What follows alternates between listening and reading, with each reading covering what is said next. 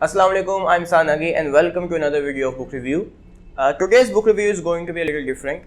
पहले तो मैं ये बात कर दूं कि my book reviews are not book reviews per se because obviously I'm in no position or in no designation to do book reviews. I'm not a critic.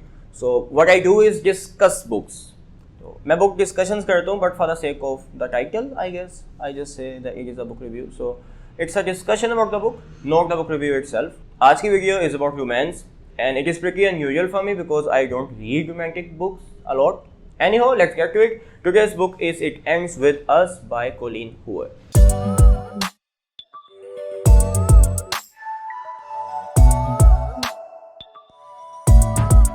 Hi, welcome back. Colleen Hoover का मैं ऐसा कोई बहुत बड़ा fan नहीं हूँ.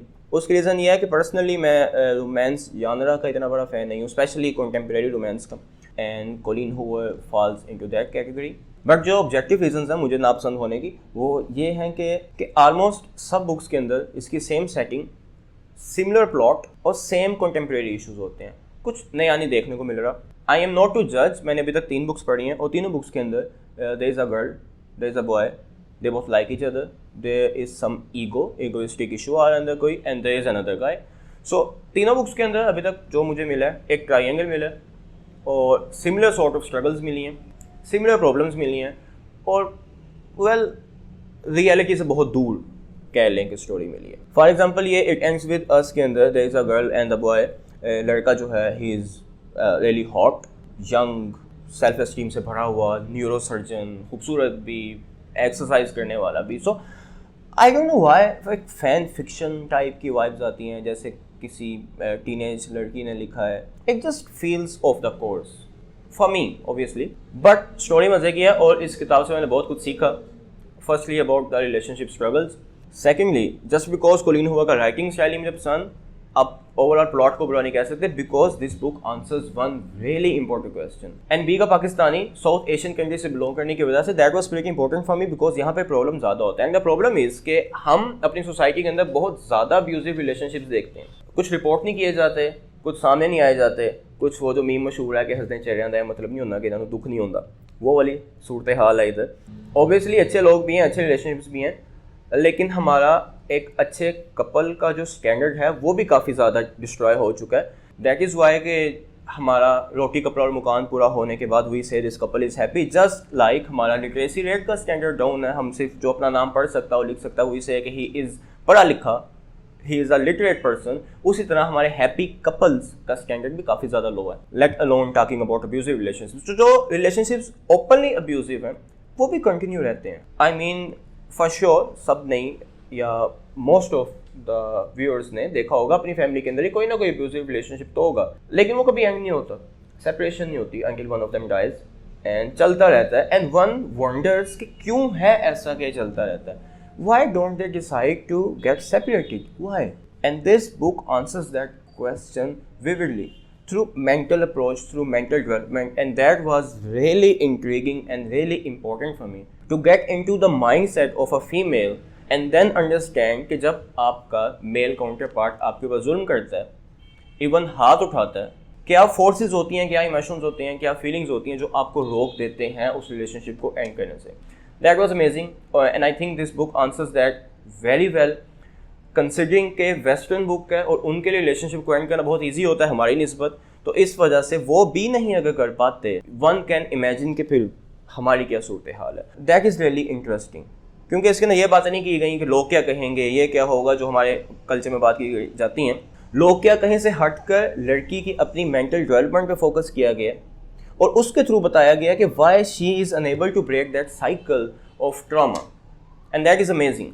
लेकिन इसके साथ साथ जहाँ पे ये इस क्वेश्चन को बहुत अच्छी तरह आंसर करती है वहाँ पर नेगेटिव पॉइंट ये है कि most of the characters are flat. किसी में कोई ट्रांसफॉर्मेशन, कोई एवोल्यूशन नहीं आ रही. और उसके साथ इस स्टोरी को सिर्फ एक पर्सपेक्टिव से बताया गया और वो है हमारी जो फीमेल प्रोटैगनिस्ट उनका पर्सपेक्टिव. बाकी कैरेक्टर्स के पर्सपेक्टिव्स को एज सच वेट नहीं दिया गया. तो that disturbs me because kind of ताली एक हाथ से बजने वाली फील आ जाती है बुक को पढ़ते हुए. बट एनीवे चलो ये भी अच्छा लगता है कि एक पर्सपेक्टिव तो समझ आया. At least what we can do is learn from it, at least one perspective, at least one side of the story, and then struggle for it and maybe then from some other literature, या may be उन चीज़ों को हम लोग apply कर सकें opposite gender पे और ऑपोजिट काउंटर पार्ट पे भी. But any way, because of such important question, this book is not just a romantic story, it's more than romance. It is a romantic, it is a loving story, और इसमें काफ़ी ज़्यादा intimate scenes भी हैं, but apart from it, it answers many important question. एक और चीज़ इसके अंदर जो मुझे बहुत ज़्यादा मजे की लगी थी, दैट इज़ के ये लड़की जब फर्स्ट टाइम, फीमेल प्रोटैगनिस्ट, अपनी स्पॉइलर होगा यहाँ पे, अपनी माँ को जब जाके बताती है कि माई बॉयफ्रेंड और husband, I don't actually remember, so pardon me, कि उस वक्त बॉयफ्रेंड होता है कि हस्बैंड होता है, ही हैज़ हिट मी, तो मैं क्या करूँ.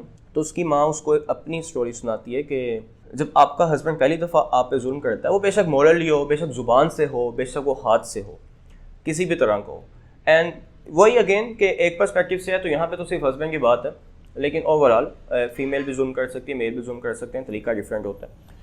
तो जब वो पहली दफ़ा जुल्म करता है आप पे, as per this book, you feel bad of course. अगली दफ़ा जुल्म करेगा तो उसका बॉर्डर ज़्यादा फैल जाएगा, उसको पता होगा कि ये इतना इंड्योर कर सकती है, इस दफ़ा मैं इतना करूँगा, फिर उसके बाद इतना करूँगा.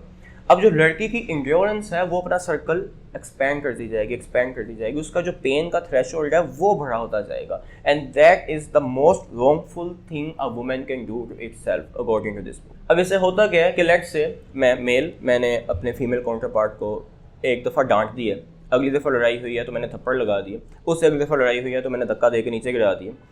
अब जब चौथी दफ़ा लड़ाई हुई और मैंने उसको डांट दिया, तो she will be actually thankful to me कि सिर्फ डांट के बात खत्म हो गई.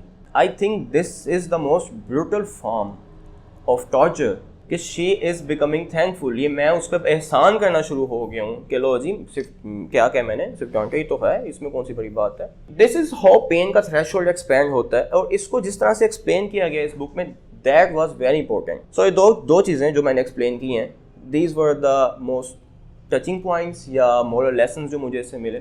फर्स्टली द क्वेश्चन के अब्यूसिव रिलेशनशिप्स में लोग क्यों परसिस्ट करते हैं, एंड अगेन अच्छी चीज़ ये लगी कि लोग, सोसाइटी वो वाले आंसर्स नहीं दिए इन्होंने आंसर्स दिए मेंटल डेवलपमेंट के थ्रू, कि लड़की के दिल में और दिमाग में क्या चल रहा होता है. और सेकेंडली इस बर्दाश्त के थ्रेशोल्ड को जिन्होंने एक्सप्लेन किया, दैट वाज अमेजिंग. इन दो लेसन्स के अलावा ओवरऑल प्लॉट मुझे similar to other Colleen Hoover की बुक्स की तरह का लगा. इश्यूज मुझे पैटी लगे, पैटी इश्यूज थे जिनके ऊपर लड़ाइयाँ करनी बनती नहीं है. तो एज सच प्लॉट और स्टोरी का इतना कोई खास मज़ा नहीं आया. कैरेक्टर्स फ्लैट थे, पर्सपेक्टिव से फेक था, ये वाली चीज़ें जहाँ पे एररफुल थी, लेकिन उसके साथ साथ ये कुछ पॉइंट थे जिनकी वजह से I think this book has played a very important role in my mental development, क्योंकि इससे कुछ चीज़ें हैं which will stay with me और जिनसे कुछ सीख है.